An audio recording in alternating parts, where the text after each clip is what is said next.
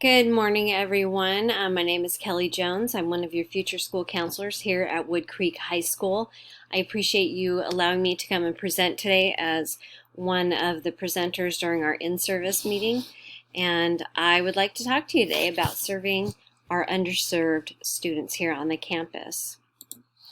First, a little bit about Wood Creek High School.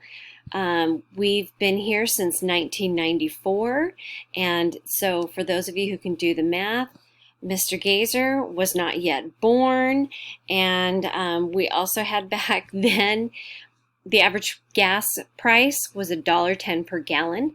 Now I checked today, it's up to $5.34 a gallon, and that was at Sam's Club. So hurry and go get your gas. Another difference is we now have a cell tower that is on our football field. We did not have that when we began, so back in 1994. But one thing that has not changed is our mission statement, which says we believe we can prepare students to meet the challenges of the 21st century by encouraging athletic and extracurricular involvement and by emphasizing communication, problem-solving, responsibility, and technology. We accomplish these goals by adhering it individually and collectively to the guiding principles by modeling adaptability, sharing decision-making, exploring career options, maintaining safety and order, extending learning opportunities into the community. And I want you to pay attention to those last three words, supporting cultural diversity. This is a really important thing for all of us. Our recent school accountability report card data came out just a few weeks ago. And for the 2020-21 school year, we had 2,100 students when the school year started for the previous year. And we have a variety of different ethnic groups that are representative in different cultures on our campus. And I was reviewing these with the staff, and I noticed that something is missing. What data is not represented here? One of the things that is not represented is the number of students that are in part of the LGBTQ plus community. Currently, we have students that are male and female, and we have 8 students on our campus that marked the box other. They didn't want to put one or the other. But that's not all of them, I'm sure. For teenagers, high school in general is a time when, according to Erik Erikson's stages of psychosocial development, they're working on figuring out their identity and what it means. It's already challenging enough for teenagers. Now add in the additional stress of those students who are part of the LGBTQ plus community that they might experience every day. The Human Rights Campaign Foundation in 2019 said the LGBTQ students can experience greater stress and negative outcomes when they must manage their identity. We use the term manage to describe a scenario in which LGBTQ youth are not out to everyone in their lives and therefore must constantly evaluate in which environments and scenarios they are safe to share about their LGBTQ identity. And let's look at some more numbers. Let's look at a few other numbers. So these are, again, provided by the California Human Rights Campaign Foundation. 26%, only 26% of LGBTQ youth always feel safe in their classrooms, and this is in California. And then only 27% of the LGBTQ youth are comfortable talking to their school counselor about questions related to their identity. And then we have 84% of those youth in California rated their average stress level as a 5 or a higher on a 10-point scale. 45% of them indicated feelings of worthlessness, hopelessness, letting people down, or not being a good person within the past week.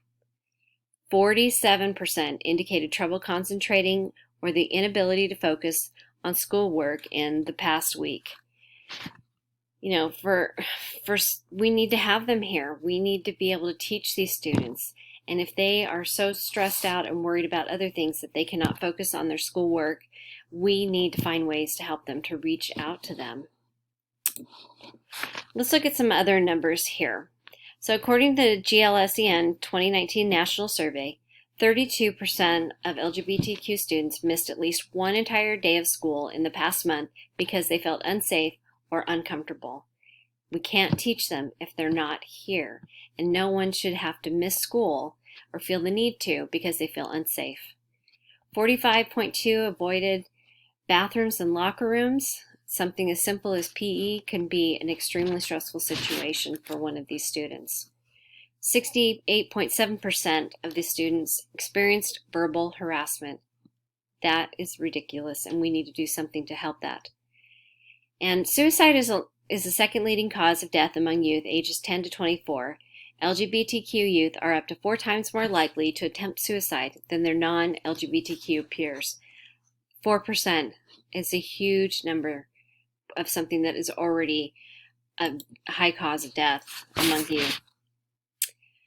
And according to, what we can do, how can we help?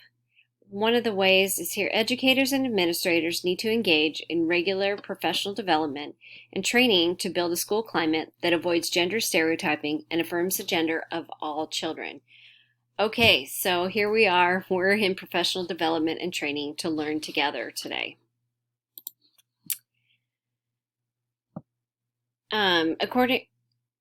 Many parents, with the terminology, and educators refrain from talking about or advocating for LGBTQ plus inclusion because it feels taboo or because they're afraid they'll say the wrong thing.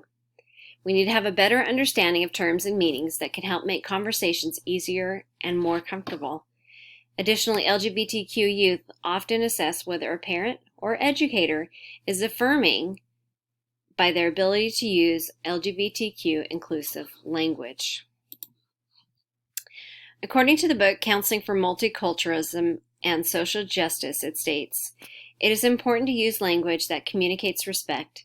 When determining the type of language to use with clients, consider both the appropriateness of the terminology as well as the client's preferences." So here's some terms that I put up here for you to learn about. There's a lot of terms. These are the ones that I picked out. So sexual orientation, a person's romantic, emotional, physical, or sexual attraction to another person. Gender identity, how a person in their head thinks about themselves.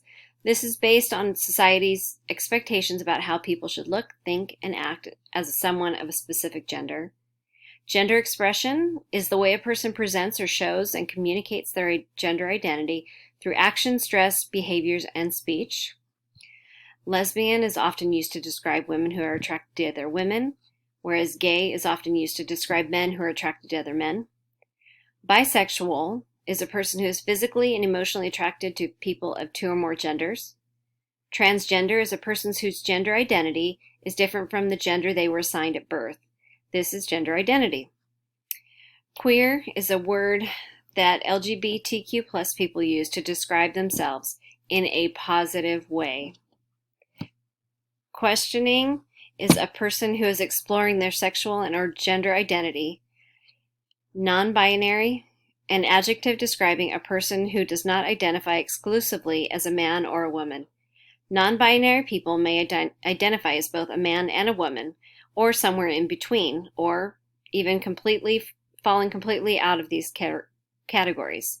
And an interesting one I found was Two-Spirit, a modern umbrella term used by some indigenous North Americans to describe people within the indigenous communities who are seen as having both male and female spirits within them. So there are some important terminologies, and I can share these with you. We also have different pronouns. We have the he, him, she, her, they, them, which is especially used by non-binary individuals, Z, or name. Sometimes they just want to be called by their first name, whatever their name is. It's really important to use pronouns in the proper manner for people. And you may have noticed that some people are including that on their signature lines in their emails or anywhere that they have their name. They will say what series it refers to. And that is a way that they are letting us know, and we can let them know. And it keeps that, just kind of eliminates one little factor there. What are some other things that we can do? Well, the GSA Club, which is the Gender and Sexuality Alliances Club, are leading the work to create safe and LGBTQ plus inclusive schools. And student organizers are the nation's most powerful base for creating change.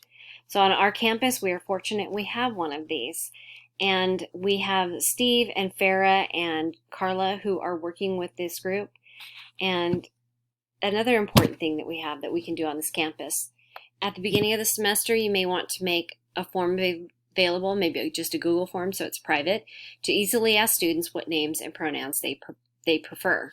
You can also ask them what names they want to be used in talking with their parents. This again opens those doors to having better communication and to acknowledging to these students that we are aware of them and we know how they need our help. We have their wellness center as a safe space where we can respect people for who they are. We have that on campus. You can become an ally.